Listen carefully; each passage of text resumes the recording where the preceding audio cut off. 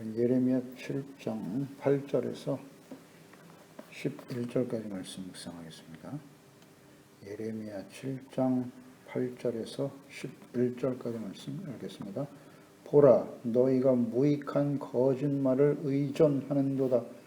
너희가 도둑질하며 살인하며 간음하며 거짓 맹세하며 바알에게 분향하며 너희가 알지 못하는 다른 신들을 따르면서 내 이름으로 일컬음을 받는 이 집에 들어와서 내 앞에 서서 말하기를 우리가 구원을 얻었나이다 하느냐? 이는 이 모든 가증한 일을 행하려 함이로다. 내 이름으로 일컬음을 받는 이 집이 너희 눈에는 도둑의 소굴로 보이느냐? 보라, 라고 내가 그것을 보았노라. 여호와의 말씀이니라. 아멘. 무익하고 거짓된 신앙을 버리라. 하나님을 반역하는 백성들이 하나님의 성전에 나와 제사와 기도를 드리기 위해서 성전에 나올 때 하나님께서는 선지자 예레미야를 보내서 그들이 들어야 할 말씀, 책망과 그들의 거짓된 믿음에 대해서 책망하고 바로잡아 주고 계십니다. 형식적인 제사, 하나님 앞에 죄를 깨닫고 회개하고 용서받고자 하는 진실한 마음이 없이 드리는 형식적인 제사, 예배, 하나님이 받으실 수가 없습니다. 그들에게 너희 길과 그 행위를 빨리 바르게 하라고 외치고 계십니다. 이어서 본문 말씀에도 그들의 거짓된 신앙과 성전, 하나님의 성전을 도둑의 소굴로 만들고 있는 그들의 죄악의 실체에 대해서 말씀하고 계시네요.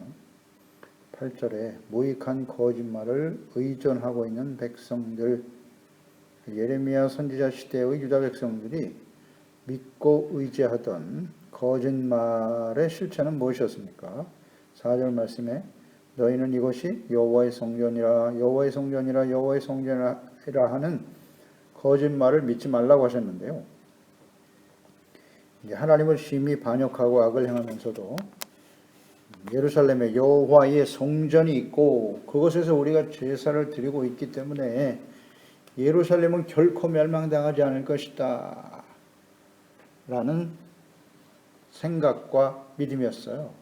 거짓말에 의존하는 신앙이었다 그랬어요. 그 거짓말은 거짓 선지자들로부터 주어지는 것이기도 하죠. 악을 행하고 회개하고 돌이키지 않으면서도 자신들이 구원을 받았다. 구원받은 하나님의 택함받은 백성들, 선민 아니냐 우리가. 언약의 백성들인데 우리가 어찌 이방인들에 의해서 멸망을 당하겠느냐. 심판받지 않을 것이다. 라고 주장하고 있는 거예요. 이것이 거짓말을, 무익한 거짓말을 의존하며 살아가고 있는 당시의 백성들의 모습이었다는 거죠. 그들의 실체 9절에 잘 나와 있네요. 9절 10절에 도둑질하고 살인, 간음, 거짓 맹세, 바알에게 분향하고 알지 못하는 다른 신을 따르면서 내 이름으로 일컬음을 받는 이 집에 들어와서 성전에 와서 내 앞에 서서 말하기를 우리가 구원을 얻었나이다 하느냐? 이는 이 모든 가증한 일을 행하려 함이로다.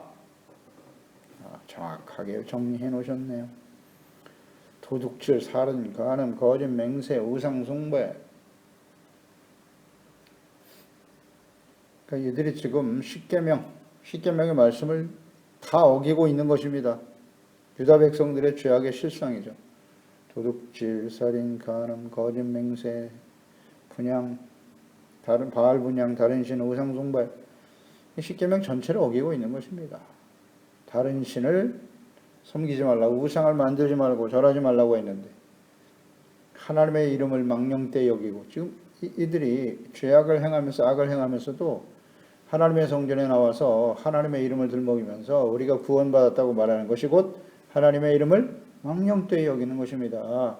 그리고 안식일을 거룩히 지키라고 했는데 거룩히 지킨다는 의미를 모르고 있어요. 이런 죄악을 행하면서도 하나님 성전에 나와서 제사와 예배만 드리면 그것이 의라고 말하고 그런 우리는 하나님이 구원하실 거라고 생각하는 이것은 안식일을 거룩히 지키는 것이 아니죠. 지금 1계명에서 4계명을 다 어기고 있고 5계명에서 10계명 전체를 다 어기고 있어요.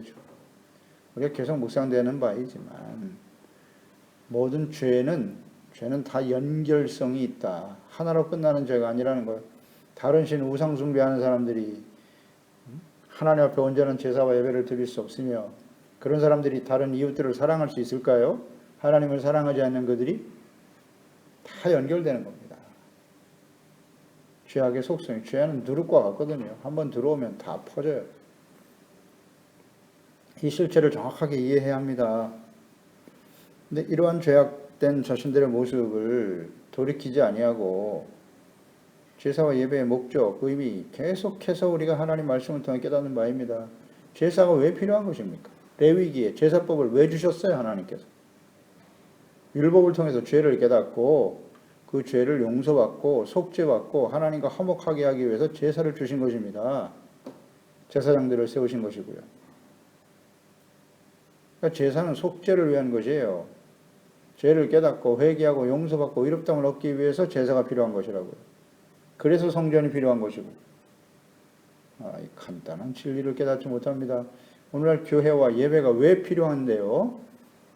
하나님의 말씀을 듣고 죄를 깨닫고 회개하고 씻음받고 용서받고 의롭다함을 얻고 하나님의 자녀로 책망과 교훈을 얻고 바르게 삶을 바르게 하며 의로 교육받기 위해서 용서받고 하나님의 사람으로 온전하게 되기 위해서 성전, 교회가 존재하는 것이고 예배가 필요한 것이다.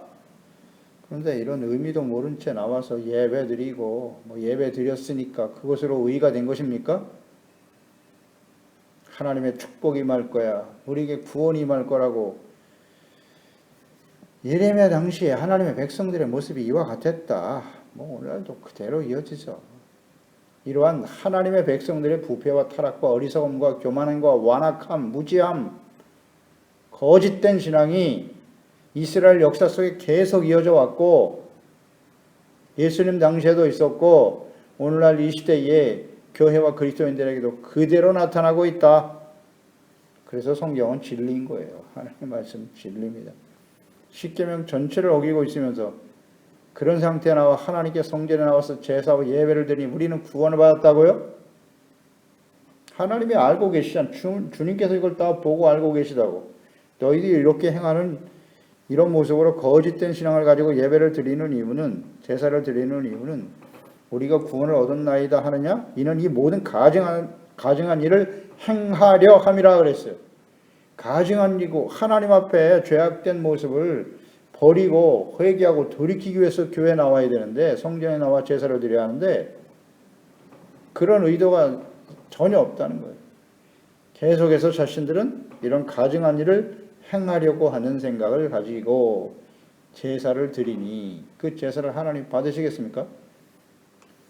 하나님을 경외하고 사랑하지 않는 사람들이 다른 우상으로 가득한 사람들의 마음이 이웃을 사랑할 수 없는 것이고 십계명 전체를 어기고 하나님의 뜻을 어기고 불순종하는 사람들이 드려지는 제사와 예배 그리고 구원받았다고요? 하나님의 복을 받을 것이라고?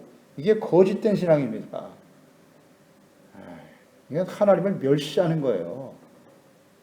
하나님을 반역하는 것입니다. 계속 외치고 계시잖아요. 하나님께서 선지자를 통해서. 이걸 성경에 기록하여 남기신 뜻이 무엇이겠습니까? 오늘날 이 시대를 살아가는 우리는 예레미야 당시에 하나님의 백성들과 다를까요? 뭘 달라요? 동일하죠. 그러니까 진리죠. 그래서 이 말씀을 기록하여 남기신 거예요. 이런 사람들이 되지 말라고. 이런 사람들의 결말이 어떠한가를 우리에게 깨닫게 하기 위해서. 성경은 옛날 이야기가 아니에요. 진리의 말씀입니다.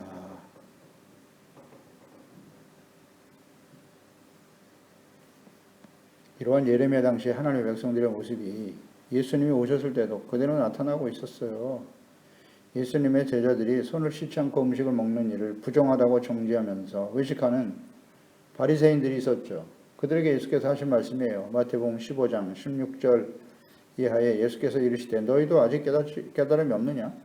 입으로 들어가는 것은 배로 들어가서 뒤로 내버려지는 줄 알지 못하느냐? 입에서 나오는 것들은 마음에서 나오나니 이것이야말로 사람을 더럽게 하느니라.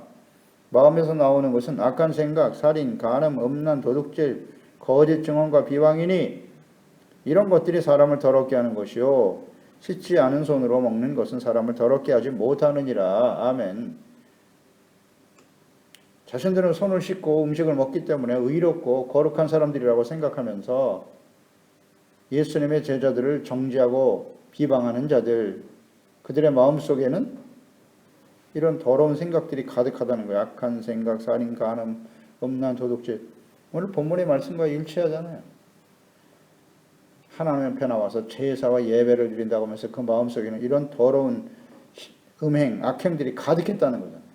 십계명을 어기는 십계명 말씀은 그래서 아주 소중합니다. 이 십계명을 모르면 안 돼요. 우리가 기도하고 예배할 때마다 이 십계명 말씀을 쭉 묵상하면서 거기에 드러나는 죄악들을 주님께 고백해야 되는 거예요. 십계명을 모르면 죄가 무엇인지도 모르는 거예요. 중요한 문제입니다. 이거 기도할 때마다 십계명을 가지고 우리 자신을 살펴야 돼요. 또 산상수훈 말씀을 근거로 해서 묵상하면서 기도해야 돼요. 그런데 그 말씀을 묵상하고 자기 자신을 살피면서도 나는 죄가 없다고요. 그러니까 이러한 생각들이 굉장히 위험한 것이 그것이 바로 자기 본위의 신앙인 것이에요. 하나님의 말씀을 묵상하면서 그 말씀 앞에 드러난 자신들의 죄를 깨닫고 돌이키고 버려야 하는데 자기 스스로 합리화시키면서 내 생각과 뜻이 정당하다고 여기는 거예요. 하나님 말씀은 가까이 하지 않냐고 이 정도로 내가 신앙생활하고 이 정도 살면 나는 바르게 살고 있어. 예배를 몇 번 드리고 하나님 앞에 어떻게 헌신하고 있으니 나는 의로운 사람일 거야. 이런 것이 거짓된 신앙입니다. 우상 숭배입니다. 자기 본위의 신앙이죠. 하나님 말씀 앞에 서야죠. 말씀 앞에. 말씀을 통해서 자신을 살펴보고 그런데 말씀 듣기를 싫어하니 책망받는 말을 싫어하니 어떻게 해야 하나요? 아무리 봐도 나는 회개할 일이 없다고요? 그건 심각한 상태입니다. 심각한 상태예요. 어떻게 죄를 깨달을 수 있는 것인데요? 남들과 비교해서 저 사람에 비해서 나는 의롭고 바른 신앙생활을 하고 있어? 이 거짓된 신앙입니다.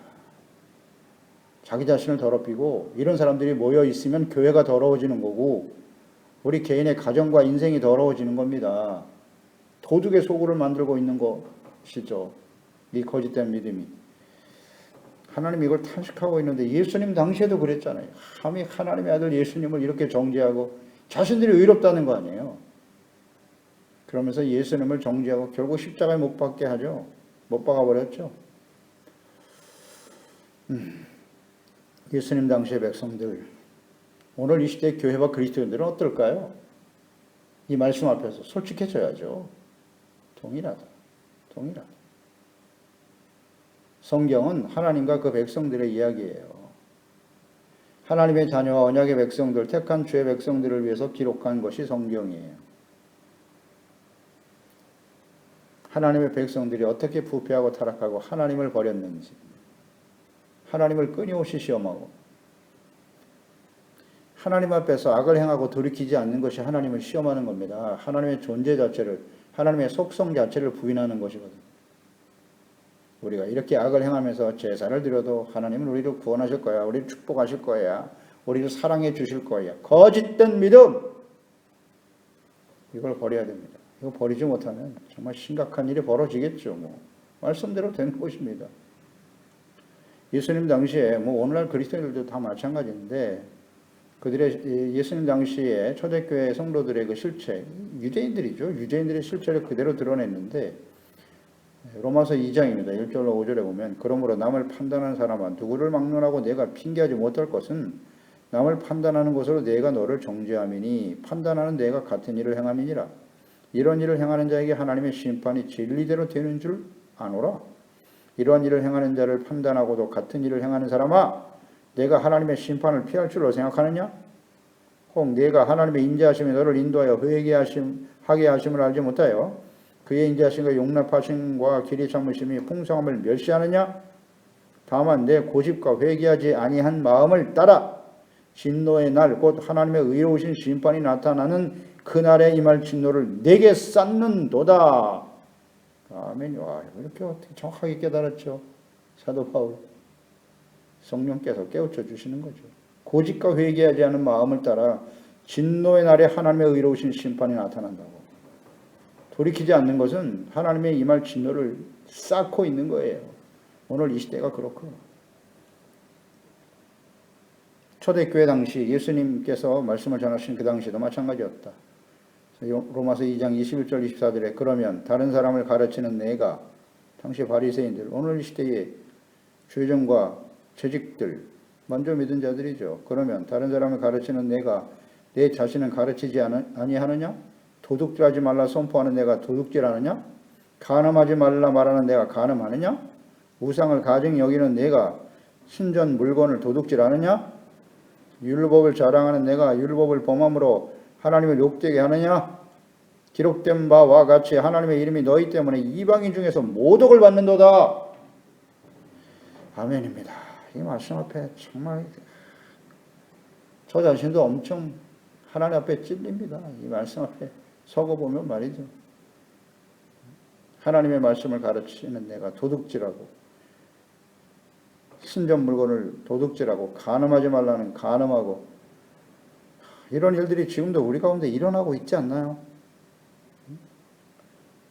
하나님의 이름이 너희들 때문에 이와 같이 악을 행하고, 뭐 말은 그럴듯하게 하고, 뭐 가르치고, 그러나 행함은 그렇지 못한 타락한 목회자들과 그리스도인들의 모습들 때문에 이방인 중에 모독을 받는 것이라고. 하나님의 이름이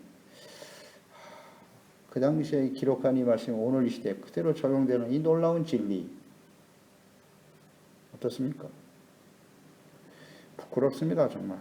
감히 이 하나님의 말씀을 바르게 가르치고 증거한다는 것 자체가 정말 하나님 앞에 죄송하죠. 부끄러운 일이고요. 하지만 하나님의 말씀이니까 우리 모두가 들어야 하고, 그 말씀 앞에서 새로워지는 기회로 삼으라고 말씀하시는 것이니까요. 책망, 교훈, 바르게 함과 의로 교육하고 하나님의 사람으로 온전케 하기 위해서. 우리는 온전하지 못하기 때문에. 그래서 이런 책망의 말씀을 들어야 하는 것입니다. 들어야 마땅합니다. 우리들.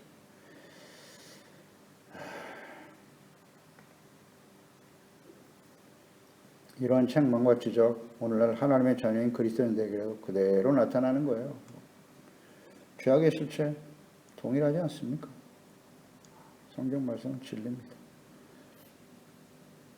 그런데 이런 죄악된 모습들이 예레미야 당시, 예수님 당시에 오늘날 이 시대도 계속될 뿐만 아니라, 그래서 그것 때문에 심판을 쌓는 거고, 하나님께서 요한계시록에 말씀하신 인류의 마지막 심판, 창세 이후에 이런 환란이 없다고 하셨는데, 이런 환란이 결국 쏟아지게 될 것이고요. 이제 미래죠. 장차 되어질 일이니까. 그런 일을 당하는 사람들조차도 그들이 진심으로 회개하고 돌이킬 수 있을까요? 그렇지 못하다는 거예요. 계시록 9장 18절로 21절에 나팔 심판이 막 쏟아지고 있는 때죠. 이 세 재앙 곧 자기들의 입에서 나오는 불과 연기와 유황으로 말미암아 사람 3분의 1이 죽임을 당하니라. 이 말들의 힘은 입과 꼬리에 있으니 꼬리는 뱀 같고 또 꼬리에 머리가 있어 이곳으로 해하더라. 이 재앙에 죽지 않고 남은 사람들은 손으로 행한 일을 회개하지 아니하고 오히려 여러 귀신과 또는 보거나 듣거나 다니거나 하지 못하는 금은 동과 목 속의 우상에게 절하고 그 살인과 복술과 음행과 도둑질을 회개하지 아니하더라. 보세요. 마지막 심판이 쏟아지고 있는데도 이 지구의 3분의 1이 죽는 어마어마한 재앙이 쏟아지고 있는데도 회개하지 않는다잖아요. 여기서 우리는 과거, 현재, 미래에도 동일한 인간의 패역함의 실체를 보게 되는 것이고, 또 하나는 하나님의 심판의 당위성이죠. 하나님의 심판이 임할 수밖에 없는 당위성. 성경은 진리입니다. 지금 우리가 이와 같은 모습으로 살고 있고 이걸 하나님 앞에 회개하고 돌이키지 못하면 이스라엘 백성들이 왜 멸망을 당했습니까? 간단해요. 선지자들을 통해서 죄악의 실체를 책망하고 꾸짖고 깨우쳐 주시고 때로는 징계를 통해서 바로잡기를 원하셨는데 그들이 거부했다잖아요.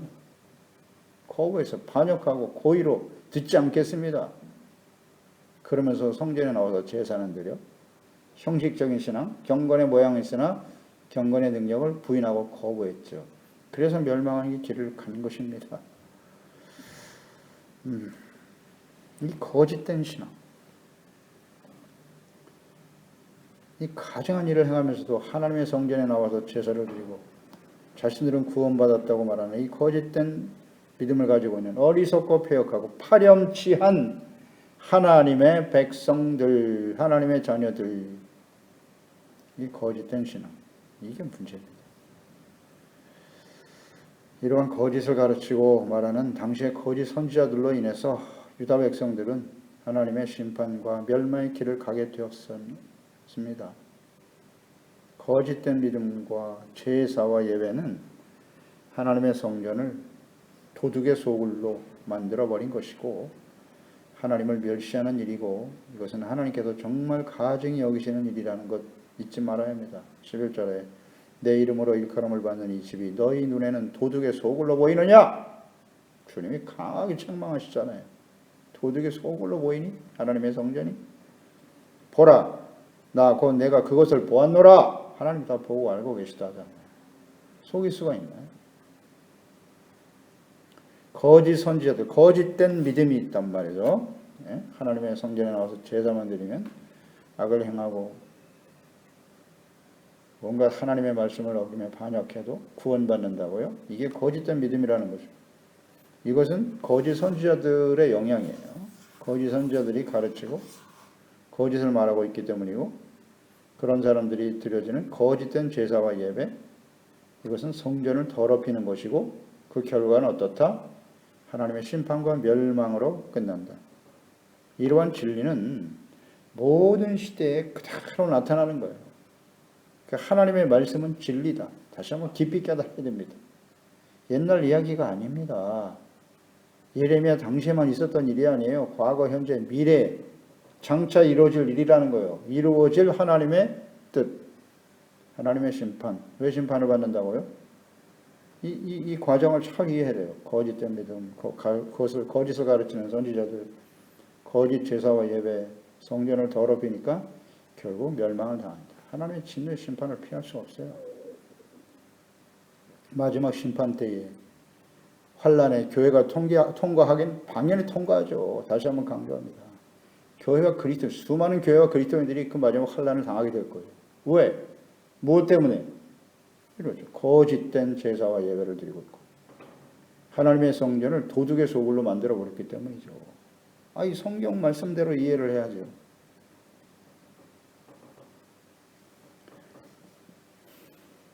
그러한 상황 속에서도 의와 거룩함을 소중하게 여기고 하나님의 말씀대로 순종하고자 하는 그 말씀 앞에 드러난 자신의 죄 때문에 정말 애통해하고 마음 아파하고 진실한 마음으로 회개하고 돌이키는 사람들, 그런 사람들은 하나님이 구원해 주시겠죠.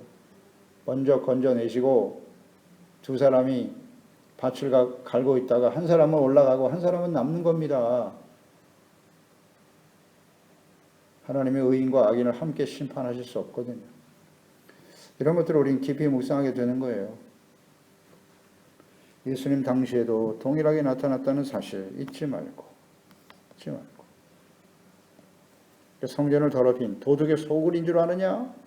이렇게 하나님께서 당시 예레미야 당시의 백성들을 책망하셨는데 예수님 당시에도 마찬가지죠. 마가복음 11장 15절 이하에 그들이 예루살렘에 들어가니라 예수께서 성전에 들어가사 성전 안에서 매매하는 자들을 내쫓으시며 돈 바꾸는 자들의 상과 비둘기 파는 자들의 의자를 둘러엎으시며 아무나 물건을 가지고 성전 안으로 지나다님을 허락지 아니하시고 이에 가르쳐 이르시되 기록된 바 내 집은 만민이 기도하는 집이라 칭함을 받으리라 하지 아니하였느냐. 너희는 강도의 소굴을 만들었도다. 도둑의 소굴. 강도의 소굴을 만들었다 하시며 대제사장들과 서기관들이 어떻게 반응했나요? 듣고 예수를 어떻게 죽일까 하고 꾀하니. 보세요. 대제사장과 서기관들 당시에 하나님의 백성들을 바른 길로 의의 길로 생명이 되신 예수 그리스도, 구원이 되신 예수 그리스도께로 인도해야 될, 죄를 깨닫고 회개하고 돌이켜 의롭다함을 얻도록 해야 할 대제사장과 서기관들이 하나님의 성전을 강제 소굴로 만들고 있었다는 것. 그 도둑의 소굴을 만들었다는 의미가 무엇이냐고요? 그 형식 자체가 중요한 게 아니에요. 거기서 뭐 돈을 바꾸고 짐승, 하나님께 드릴 제사 짐승을 팔고, 그 행위 자체도 악하지만 그 중심에 있는, 오늘 본문 말씀과 연결해서 묵상해야죠. 그 마음속에는 이렇게 살인, 간음, 거짓을 행하고 우상을 섬기고 있었고, 이런 악을 행하면서도 제사와 예배를 통해서 진실한 회개와 용서에는 관심이 없고 자신들의 이익만을 추구하는 거짓된 신앙과 믿음을 가지고 있었다는 거잖아요. 이것이 계속 역사 속에 진행되는 것입니다. 부패한 카톨릭화, 하나님의 성전을 짓는데 헌금하시오. 당신이 그 헌금함에 떨어지는 동전 소리가 너 자신과 너의 죽은 조상들까지도 천국으로 인도할 것이라고. 이 거짓된 믿음이잖아요. 이러한 모습이 오늘날 교회에도 그대로 나타나고 있지 않습니까? 그런 교회, 그런 가르침을, 그런 주장을 하고 가르치는 거짓 목사들 밑에서 배우는 성도들은 거짓 믿음을 갖게 되는 것이고, 그러니까 헛된 제사와 예배를 드리고 하나님이 가증히 여기시는 그런 교회와 성도들이 될 수밖에 없는 것이고, 그들은 결국 멸망의 길을 갑니다. 예수님 당시에 이 하나님의 성전을 더럽힌 이들은, 유대인들은 어떻게 됐습니까? 로마에 의해서 완전히 멸망당했죠. 바벨론에 의해서 멸망을 당했으나 하나님이 회복시켜 주셔서 이 오랜 동안 기다리고 하나님의 아들을 직접 보내셨으나 또다시 멸망의 길을 가더라. 왜 멸망당했는가? 하나님의 백성들. 오늘 이 시대도 마찬가지입니다. 마지막 심판의 시대, 왜 교회와 그리스도인들이, 하나님의 자녀들이, 언약의 백성이 멸망의 길을 가게 되는가?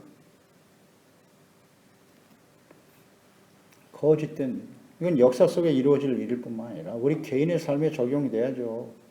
일평생 신앙생활하고 하나님을 섬겼는데 그들이 왜 지옥에 떨어지지? 왜 하나님의 심판 가운데 떨어지게 되는 거지? 인생을 마감할 때 말입니다. 깜짝 놀랄 거 아니에요.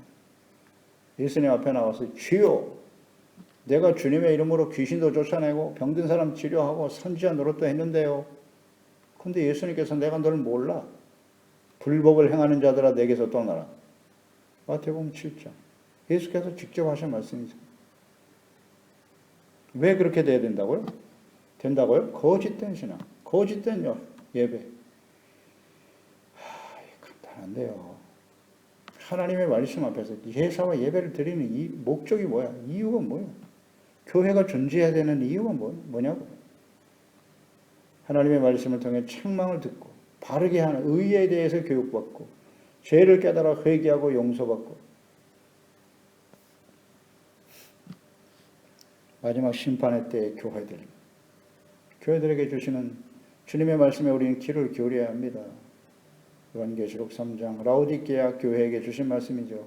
3장 16절에 내가 이같이 미지근하여 뜨겁지도 아니하고 차지도 아니하니 내 입에서 너를 토하여 버릴 것이다. 주님의 말씀입니다.